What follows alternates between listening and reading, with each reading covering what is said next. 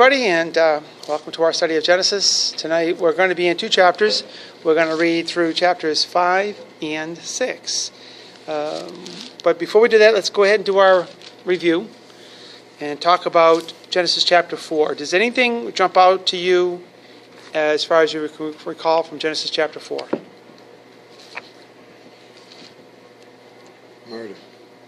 Murder. What happened?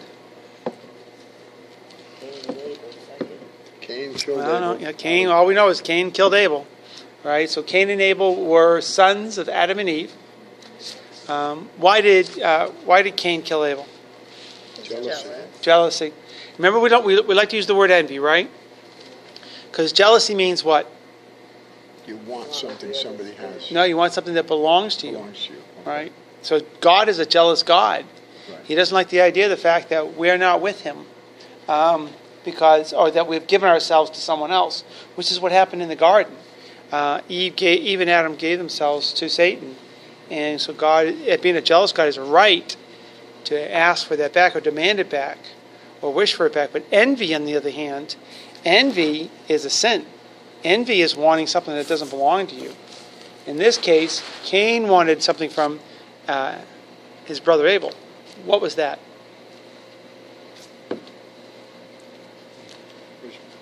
There was something that he was envious of his brother over.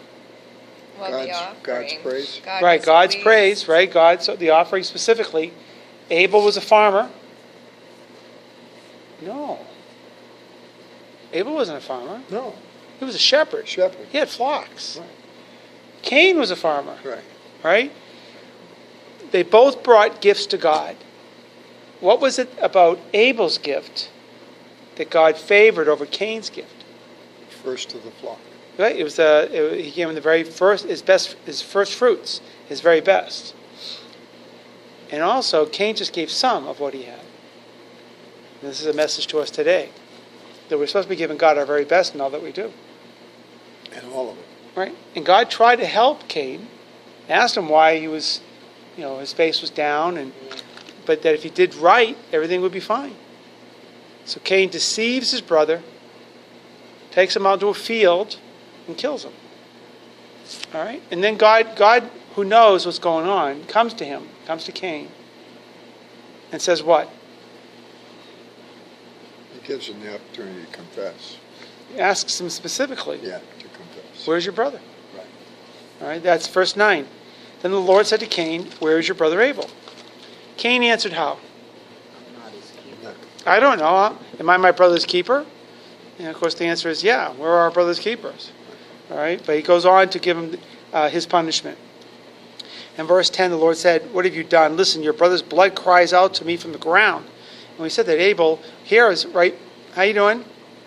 Abel becomes his blood becomes the first prophet and cries out from the ground. And so now, Cain, who's a farmer, the ground is no longer going to work for him. He's not going to be able to raise food through the garden or through the ground. Cain says that my punishment is more than I can bear. Today, you are driving me from the land, and I will be hidden from your presence. I will be a restless wanderer on the earth, and whoever finds me will kill me. The Lord said to him, not so. If anyone kills Cain, he will suffer vengeance 7 times over. Then the Lord put a mark on Cain so that no one who found him would kill him. So Cain went out from the Lord's presence and lived in the land of Nod, east of Eden. Cain lay with his wife, and she became pregnant and gave birth to Enoch. Cain was then building a city, and he named it after his son Enoch. To Enoch was born Arad, and Arad was the father of Mahujael, and Mahujael was the father of Methushael, and Methushael was the father of Lamech. And then what happens with Lamech? He takes 2 wives. Right. Was there any problem with that? Not God's plan. What was God's plan? One. Said, and a man shall leave his mother, and a woman leave her home, and they shall cleave and be one. Doesn't talk about, and he'll continue with that. He made it just that one situations. So anyways, God still allows the blessings here, even when we sin. These women that begin to have children of their own, those are explained. And then Lamech says to his wives in verse 23, Edah and Zillah, listen to me. Wives of Lamech, hear my words. I have killed a man for wounding me. a young man for injuring me. If Cain is avenged 7 times, then Lamech 77 times. Lamech has taken the role of God. He's making that statement. Adam lived with his wife again, and she gave birth to a son and named him Seth, saying, God has granted me another child in place of Abel. Since Cain killed him, Seth also had a son, and he named him Enosh. And then look at this neat verse. At that time, men began to call on the name of the Lord. So that was pretty interesting. Also, if you remember, Lamech is Hebrew for fool. Was Melech, right? So same thing, L-A, Melech, right, is fool. Then you shift the M with the L. Melech is king. And the letters L and M have meanings to them as well. About one representing the head, the other one representing the heart. In this case, L represents the heart. The heart is the head. Then you'd be a fool. But if the M is before the M represents the king, L represents the heart. Your head is the head of your heart, then you'll be a king. All right. Any questions about last week's study? Got it? Got it? Yeah. But it's funny how we think of Cain and Abel and forget all about Seth. Yep. Yep. Yep. No big deal. He's just was born and nobody talks about him. Even now. Yep. If you said, Adam and Eve, how many kids? You said Cain and Abel. Right. That's what we remember the most. We like the bad news. We're not too crazy about good news. Good news really doesn't do us any good. It doesn't sell newspapers. We don't turn on the evening news to see the good news. We turn on the evening news to see the bad news. So let's have it. Here we are now, and let's keep Seth in mind, right, Lynn? So we keep right. So we'll keep Seth in mind. All right. So we're in we're in chapter 5, and now we're going to read some genealogy. Again, one of the reasons why Genesis is to be believed as being true is because it acts true. It's an historical novel. It explains things. Chapter 5, verse 1. This is the account of Adam's line. When God created man, he made him in the likeness of God. God created them, male and female, and blessed them. And when they were created, he called them man.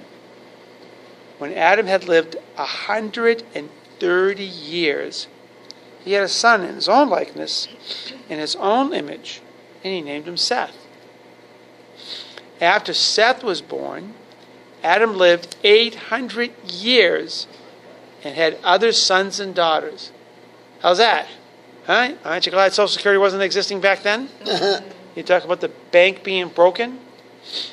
Altogether, Adam lived 930 years, and then he died. How the heck could they live this long? Because of God. Years, Right, it could be. was it 265 days a year for them? Yep. There's no history. There's there's nothing about the year. Yeah, that's right. About years being shorter or longer and things along those lines. Also, the time periods they cover. Any idea why they live so long? Yeah, because sin had just entered the world. The curse hasn't completely cut through the entire world. So people will live shorter lives as time goes They on. were supposed to live forever, really. Right. They were immortal. They were originally created to be Without immortal. Sin, Right, got to without live sin. forever. Right. All right. All right. That's probably why. Right. And so as time goes on, their lifespans shorten. All right. Now watch this in verse 6. So it living bad. Right. When Seth had lived 105 years, he became the father of Enosh. So he lives 105 and then he becomes a father. And after he became the father of Enosh, Seth lived 807 years and had other sons and daughters. Altogether, Seth lived 912 years and then he died.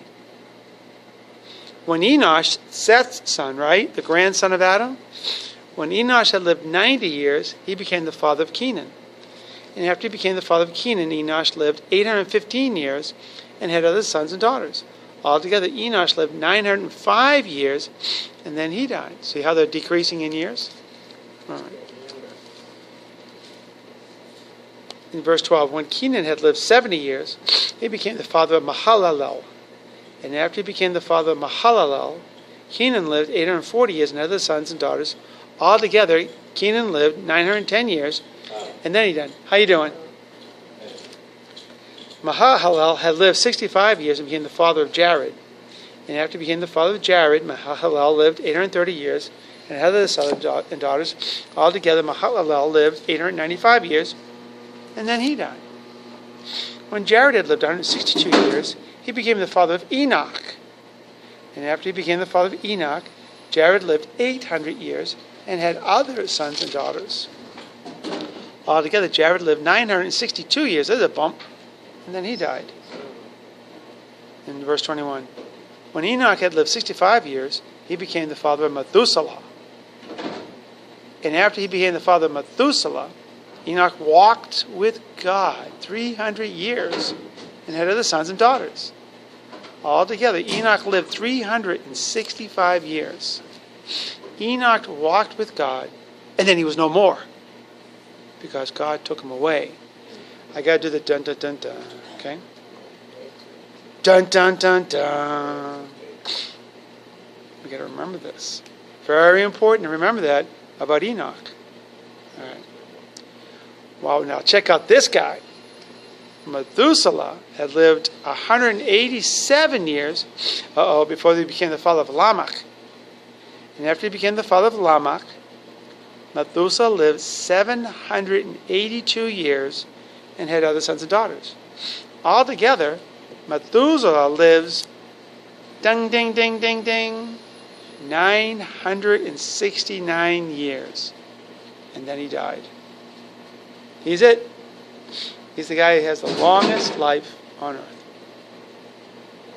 Verse 28. When Lamech had lived 182 years, he had a son. His name was Noah. And said, he will comfort us in the labor and painful toil of our hands, caused by the ground the Lord has cursed. After Noah was born, Lamech lived 595 years and had other sons and daughters. Altogether, Lamech lived 777 years, and then he died. After Noah was 500 years old, he became the father of Shem, Ham, and Japheth. So now we stop. So now, what do you think of Seth?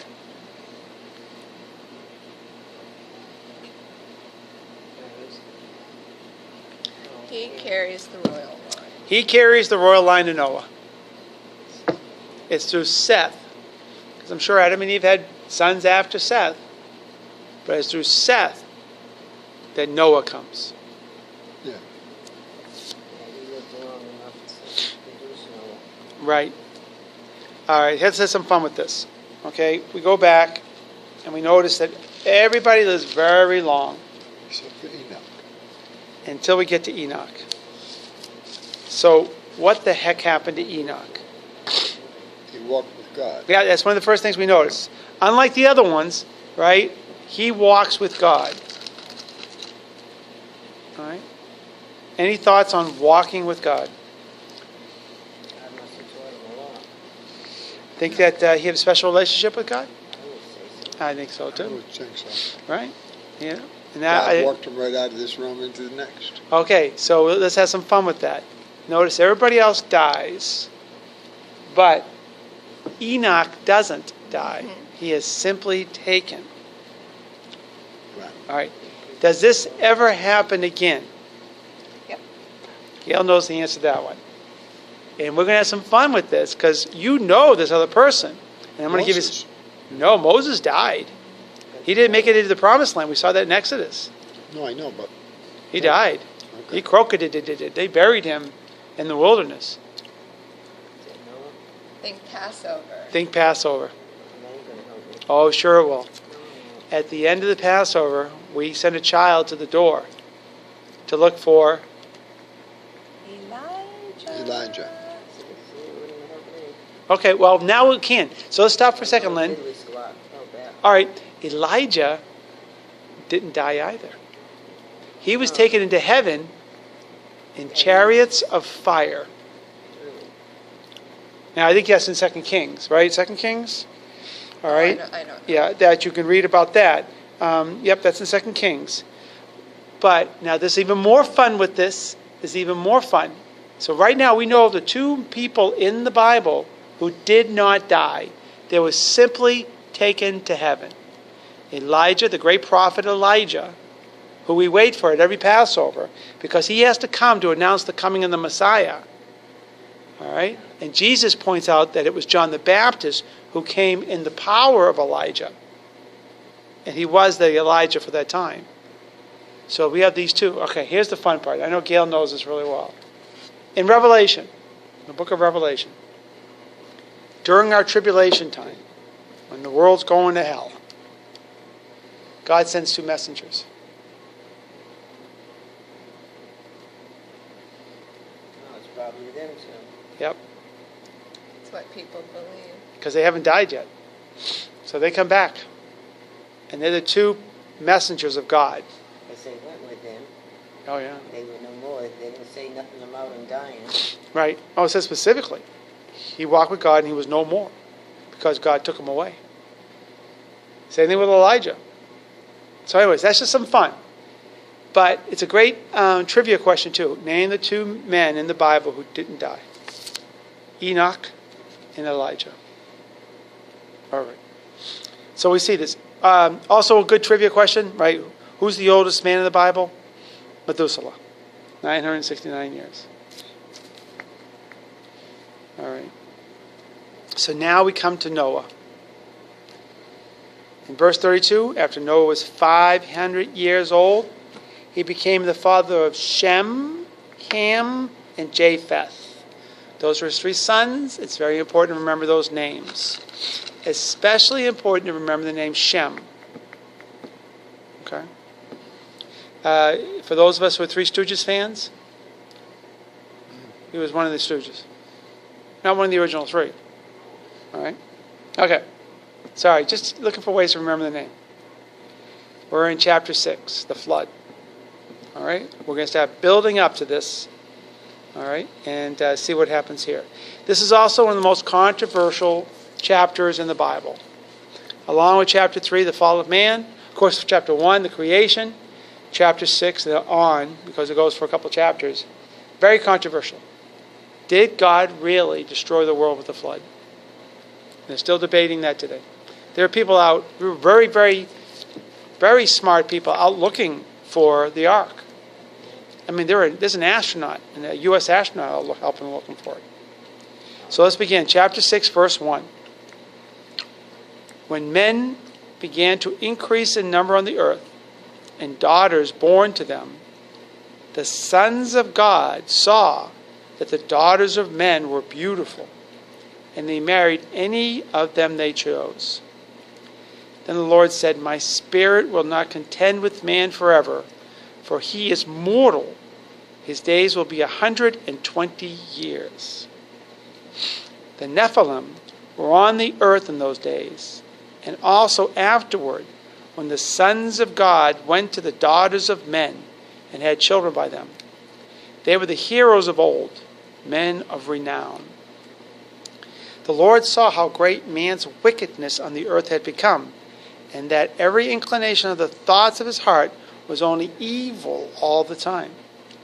The Lord was grieved that he had made man on the earth, and his heart was filled with pain. So the Lord said, I will wipe mankind, whom I have created, from the face of the earth, men and animals, and creatures that move along the ground, and the birds of the air, for I am grieved that I have made them. In verse 8, but Noah found favor in the eyes of the Lord.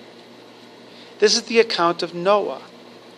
Noah was a righteous man, blameless among the people of his time, and he walked with God. Sound familiar? Okay, good. Noah had three sons. Who are they? Shem, Ham, and Japheth. Now the earth was corrupt in God's sight and was full of violence.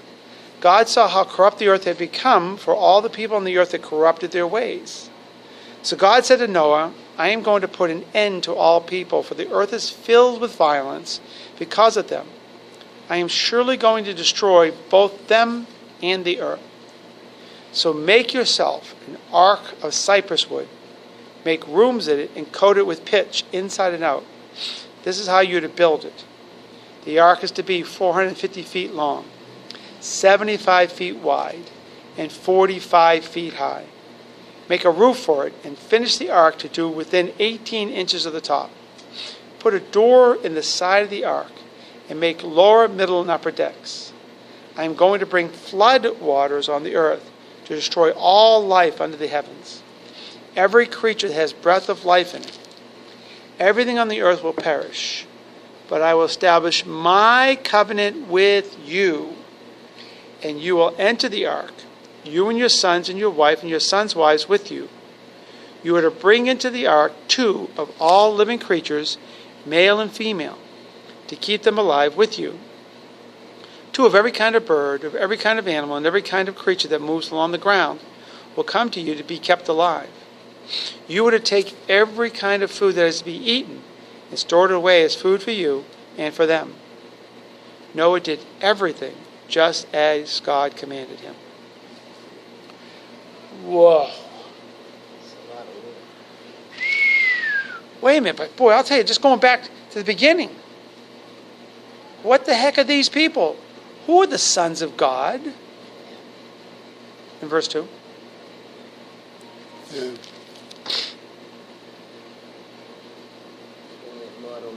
Sons of heaven says. Well, this one says sons of heaven. Right? Sons of heaven. Who the heck are these people?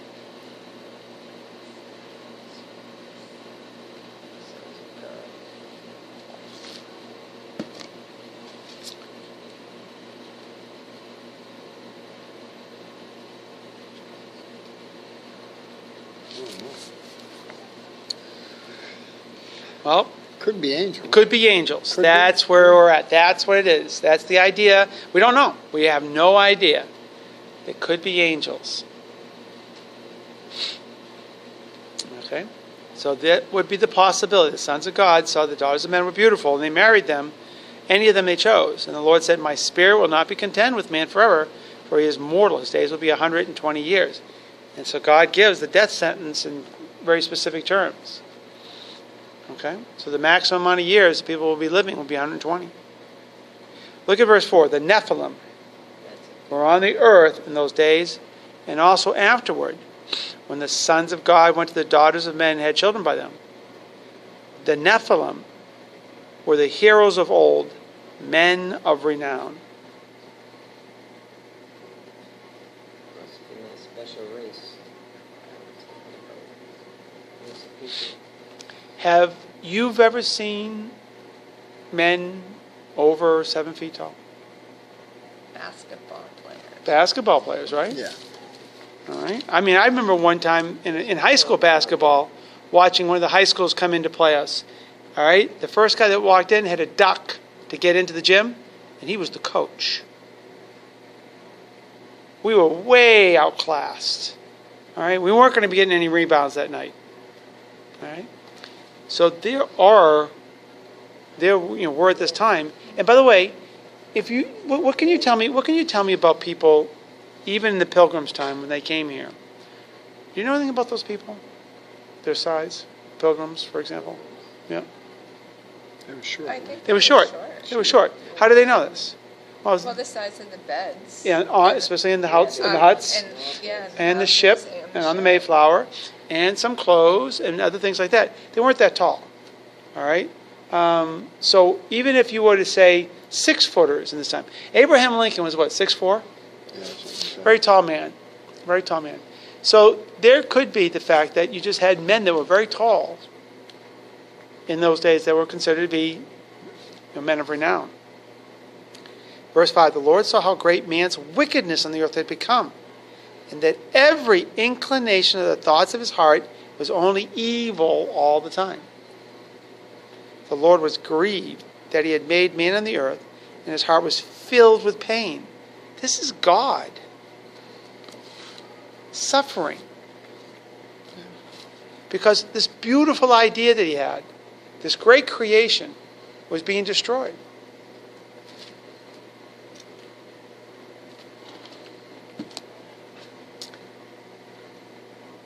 Now, mind you, God knows all time.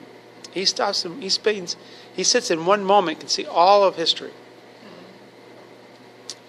I wonder why he even put that tree, put that apple in the garden. So- Because he gave free will. Well, he wants us, right, it's what Gail says. He doesn't want us to be robots. He wants us to love him out of our own desire. He put too much trust in us. Yeah, well, again, the idea is that, and I've heard this taught many times, he is a creator. He needs to create. It is a part of a person. It's who he is. He's a creator God. And he did. This is an amazing creation that we're on. Yeah. That we are. It is. So he's a creator God. But now it's grieving him. So in verse 7, so the Lord said, I will wipe mankind whom I have created from the face of the earth, men and animals, and creatures that move along the ground, and the birds of the air, for I am grieved that I have made them. But Noah found favor in the eyes of the Lord. Noah was a righteous man. What does it mean to be righteous? Good. Yeah. But there's, righteous seems to be a little bit more to that. Went by God's rules. Yeah. To be in right standing with God. That's what righteous is. Blameless among the people of his time. And he walked with God. As did Enoch. He had a personal relationship, deep one, with God. Noah had 3 sons. And again, they're the ones repeating that. I'm not the one. So now in verse 11. Now the earth was corrupt in God's sight and was full of violence. God saw how corrupt the earth had become, for all the people on the earth had corrupted their ways. God said to Noah, I'm going to put an end to all people, for the earth is filled with violence because of them. And he's been seeing this. It goes all the way back to Cain. I am surely going to destroy both them and the earth. So make yourself, and so he's automatically thinking about saving 8 people. Who are the 8 people? Him and his wife, his 3 sons and their wives. Very good, excellent. That's it. So we got Noah and his wife, the 3 boys and their wives. And that's the 8 that he's going to restart humanity with. So make yourself an ark of cypress wood. This Make is rooms. gopher wood. Is that the same thing? These like cypress is a very, very powerful wood. Yeah. That comes out of Lebanon. It probably is the same wood.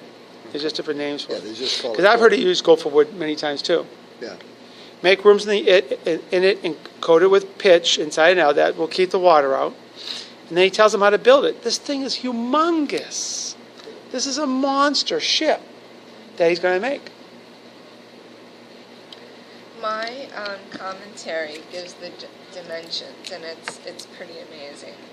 It says a vessel of such dimensions would have displacement of about 20 tons of gross tonnage of about 14,000 tons. It is the carrying capacity equal to 522 railroad stock cars, each holding 240 sheep. Oh my goodness. So can you imagine 522 stock cars holding 240 sheep? Only 188 cars would be required to hold 45,000 sheep-sized animals, leaving 3 trains of 104 cars each for food, Noah's family, and a range of animals. Today there are approximately 17,000 species of animals, making the 45,000 a more likely approximation of the number Noah might have taken into the ark. I know, it's hard to conceive. Sure is. 17,000 species. It's awesome. Yeah. That's awesome. It's just incredible. Mind-boggling. Yeah, that's a good word for it, mind-boggling. In verse 18, we have the Noahic covenant. All right?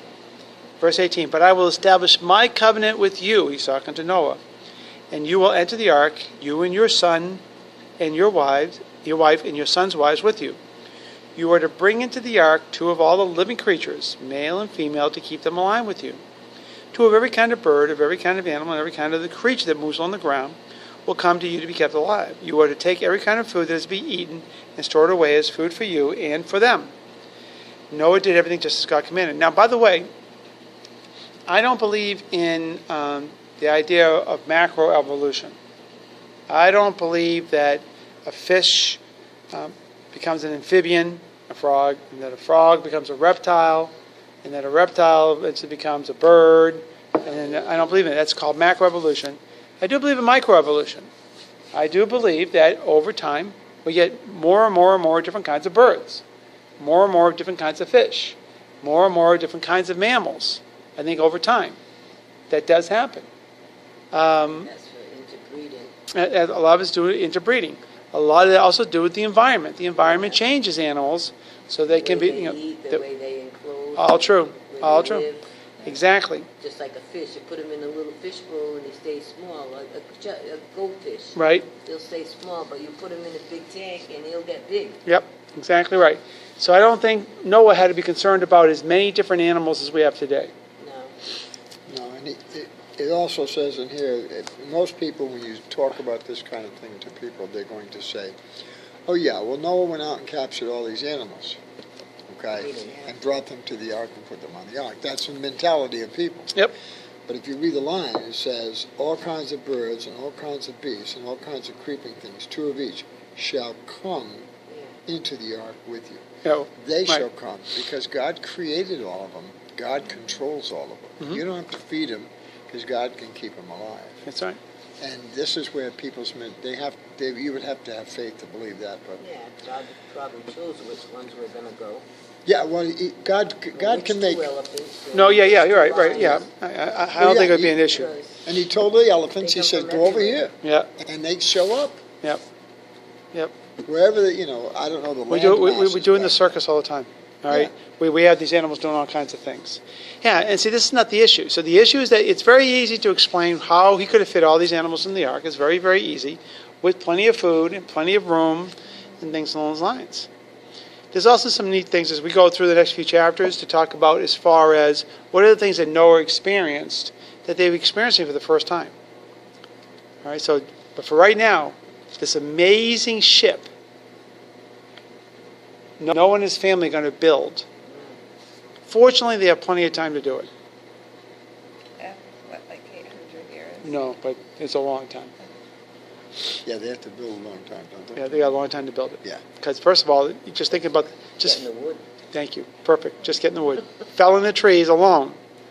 All right. First of all, it has to go for a cypress wood, and so they have to go fell all that. And remember, they still got to raise food and feed themselves, and they got other things to do along those lines.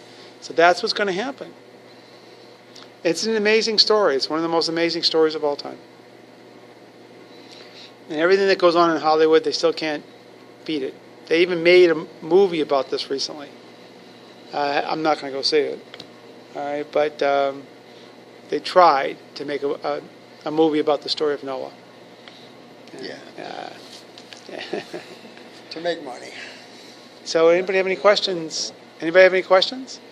This is, again, take time to reread this and look it over and study it a little bit, because this is pretty amazing what's going on in the earth.